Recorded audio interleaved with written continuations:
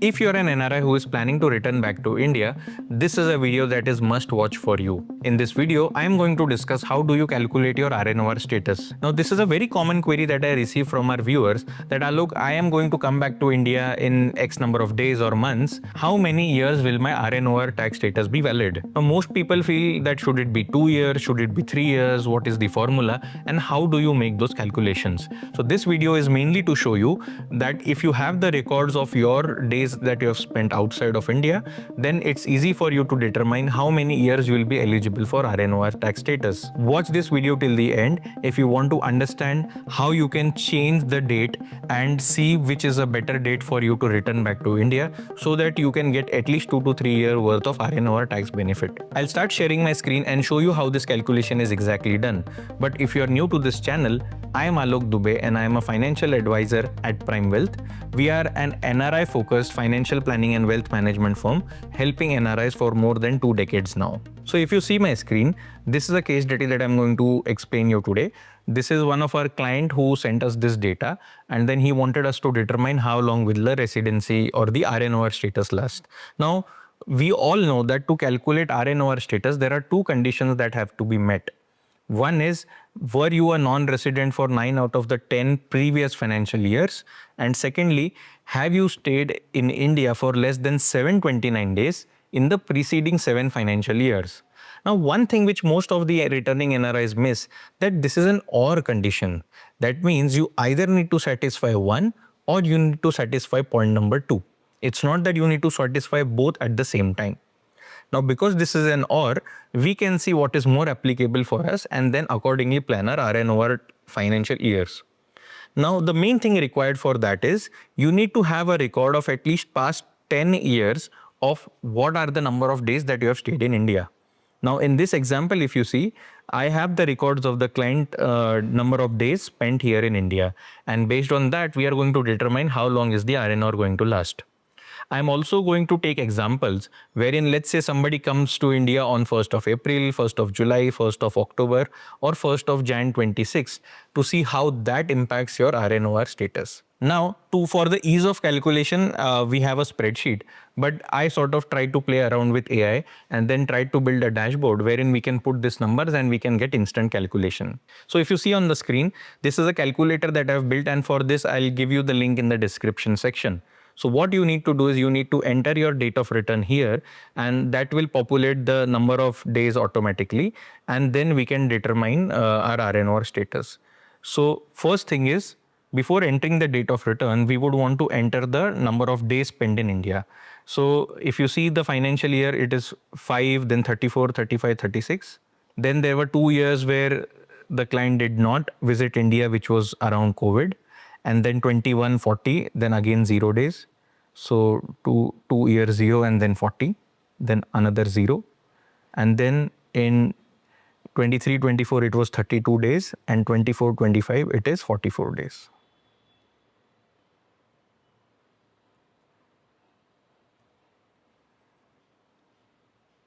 Correct. So now that we have the number of days, we are going to experiment with different type of return dates. So what I'm going to do is, I'm going to enter here that what if I return on 1st of April 2025. That means in that financial year, I'll be spending the entire 365 days here in India. And then let's assume after that, we are again going to be in India and maybe let's say take like 30 days worth of vacation.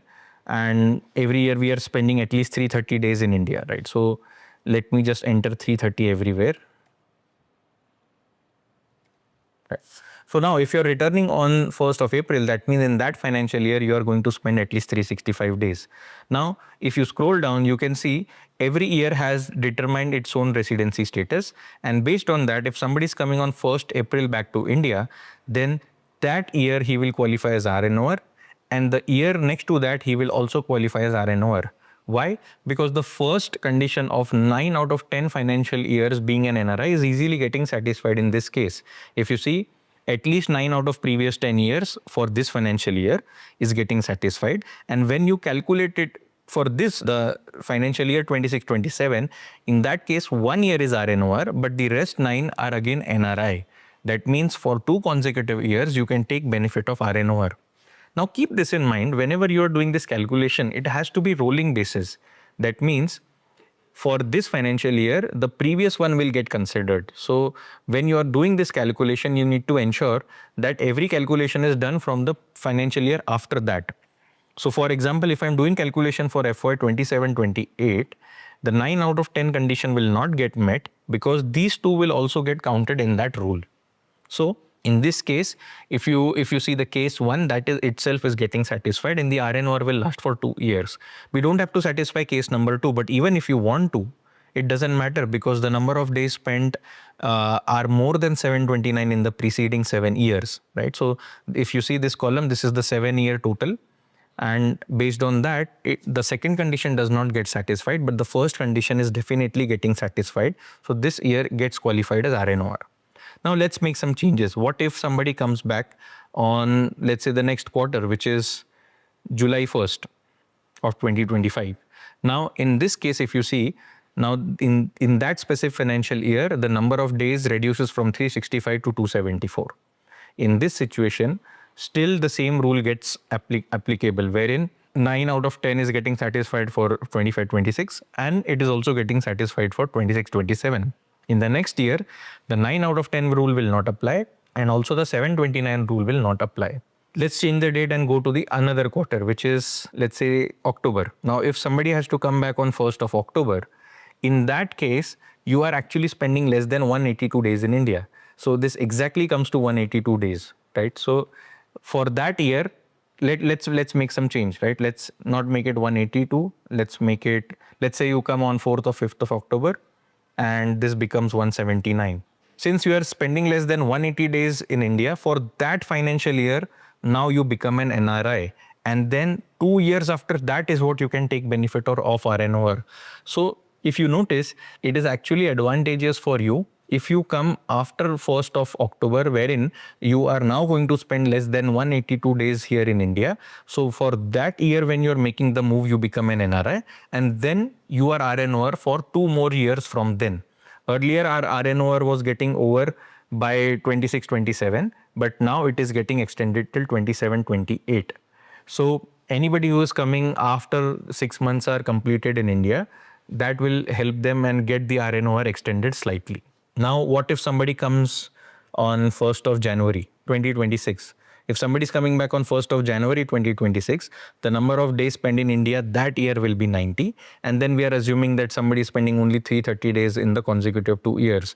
In that case also, the year when you are making the move, you are an NRI. And then 2 years from them, you end up becoming an RNOR. So deciding which quarter or which time of the year you are moving, your RNOR can get pushed by a year more. And if you're coming in the first half of the year, that year and the next year to that will be RNOR. Now, in 90% of the cases, most likely your RNOR is going to last only for 2 years, because the first condition, which is 9 out of 10, will simply not get met beyond RNOR of 2 years. But what happens with the second condition? Can that help us? And that is the only thing that can help you extend your RNOR to 3 years. Let's see how that is possible. Now for that exercise, the whole equation is your number of days spent in India in the previous 7 financial years should be less than 729. Now in the case study that I have taken, the client has already spent almost 36, then 40, then 32 and 44 days in India in the previous 7 years, including this 90. So what actually has to happen is either you take a very long vacation after you return back to India. So what if I reduce this 330 to, let's say, 250?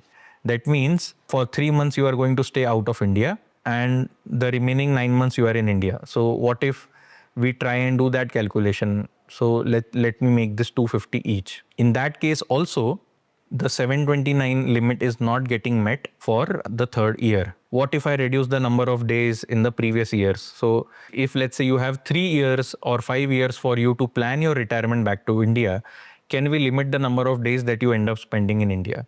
So let's take an example wherein the days spent in India, and let's say somebody returns to India in the month of March. So this 90 might reduce to, let's say, 45. You again plan and then get this reduced to 25. You try and take more vacation or stay out of India for a longer duration. and let's say we do 220 and 220, in that case also it's not getting extended. So if you see, we are still reaching the 852 mark. So most likely it's for NRIs, it's very hard for them to get the RNOR extended to 3 years. They will have to plan it very precisely, reduce the number of days that they are spending in India, and make sure that they're not spending at least more than 10 days in India. For what if I change this to 10 days and 10 days 20 days, which actually doesn't happen in real life, right? But if we reduce that, even in that case, it is becoming very hard for us to achieve the RNOR status for 3 consecutive years. That's it from my side. I can help you figure out these numbers. If you have your data records, please send it across to us, or you can put this into this software and then determine for you whether your RNOR will get extended to 2 years, 3 years, or whatever your plans might be, right? RNOR extended to 3 year, again, if you are very adamant and if you have very huge assets outside of India and you want to make sure that somehow you need to extend it to 3 years, you will have to plan very wisely. Not come in the second half of the year. Maybe you will have to plan and come in the first half of the year, spend, let's say, 6 months in India. And in that case, your third condition will also start getting met. So if you see in this situation, first do lesser vacations if you are planning to come to India before making the move. And then once you make the move, make sure that your number of days in India are spent in such a way that you are still spending 2 or 3 months outside of India and then taking the benefit of RNOR. So here in this case, your RNOR in 25-26, 26-27, and then another 27-28. The rule for 27-28 is 729, and here the days are 720, 670 only. That means we have approximately 45 days more that we can spend in India. So maybe I can add that 45 both here, maybe to 240 and 240. And then it is reaching 710. So if you are somebody who can try and maintain this kind of balance between your days and you have an option to go out of India, only then it will make sense for you to extend it to 3 years of RNOR. But otherwise, for most of the people, like I said, 2 years of RNOR is only going to be the solution. So I hope you like this video. If you are an NRI planning to return back to India, retire, have passive income, have somebody manage your taxes, help you through this transition, feel free to reach out to us. We'll be more than happy to help you. To access this calculator, I have put the link in the description. Again, I have built this by using very basic knowledge of AI. So if you find any glitches in this, please do let me know and I can get that rectified. If there's any other help that you are planning to take from us, feel free to reach out and join our WhatsApp community meant for NRIs only, for which the link is in the description below. Thank you, and I'll see you in the next.